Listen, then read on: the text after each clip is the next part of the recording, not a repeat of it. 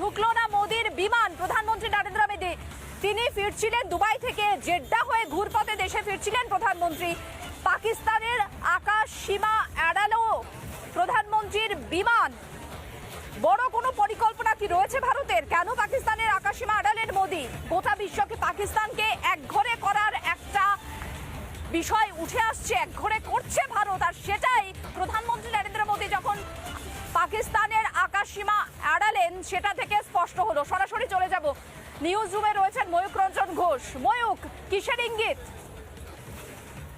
দেখো মীনাক্ষী, জানিয়ে রাখি, বালাকোট এয়ার স্ট্রাইকের আগে, বালাকোট হামলার আগে ঠিক এভাবেই পাকিস্তানের যে এয়ার স্পেস, সেই এয়ার স্পেস বায়ু সীমান্ত, সেই বায়ু সীমান্ত সেটাকে এড়িয়ে চলা হয়। পাকিস্তানের বায়ু সীমান্ত এড়িয়ে চলার সবচেয়ে বড় দুটো কারণ হতে পারে, এক, বড় কিছু হতে চলেছে বালাকোট এয়ার স্ট্রাইকের আগে যেরকমভাবে হয়েছে, এবং দুই, এবার আর কোনো সার্জিক্যাল স্ট্রাইক বা কোনো ছোট ছোট পরিকল্পনা নয়, এবার বৃহৎ কোনো পরিকল্পনা হয়তো ভারতীয় বায়ুসেনা, ভারতীয় নৌসেনা এবং তার পাশাপাশি ভারতীয় সেনাবাহিনী করতে চলেছে। কারণ তিনটে অপশন এই মুহূর্তে খোলা রেখে দিয়েছে। আমরা জানি যে ইতিমধ্যে রাজনাথ সিং যে বৈঠক করেছেন বায়ুসেনা কর্তা, বায়ুসেনার প্রধান, নৌসেনার প্রধান এবং সেনাবাহিনীর প্রধানের সাথে, এবং এই যে তিনটে অপশন, আমরা দায়িত্বশীল সংবাদ মাধ্যম হিসেবে এই তিনটে অপশন কি কি সেটার বিস্তারিত আমরা জানতে দিচ্ছি না, আমরা চাই না সেটা ভারতের মানুষ জানুক। এই মুহূর্তে আমরাও এটার বিস্তারিত আলোচনা করি, কিন্তু তিনটে অপশন রেডি আছে বলে ভারতীয় সেনাবাহিনী, ভারতীয় নৌসেনা বাহিনী এবং ভারতীয় বায়ুসেনা বাহিনী তারা বলেছে।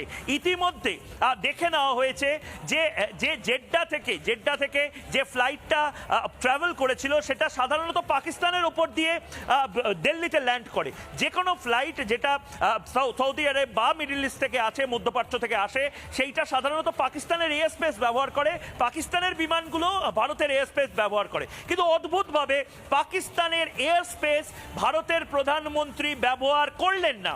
এক, নিরাপত্তার কারণে। কিন্তু নিরাপত্তাই কি শুধুমাত্র কারণ? নিরাপত্তার বাইরে এমন কিছু পরিকল্পনা আছে কি যার জন্য ঠিক বালাকোট এয়ার স্ট্রাইকের আগে যেভাবে ভারত গোটা পাকিস্তানের এয়ার স্পেসটাকে বন্ধ করে দিয়েছিল, ঠিক সেই জিনিসটাই, সেই ঘটনাটাই আবার হতে চলেছে।